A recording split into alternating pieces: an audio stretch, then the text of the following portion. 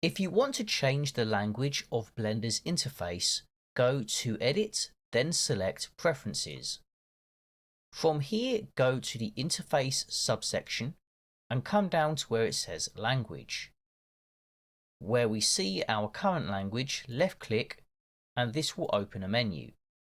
You can pick from a wide variety of different languages from this list, for example, Italian.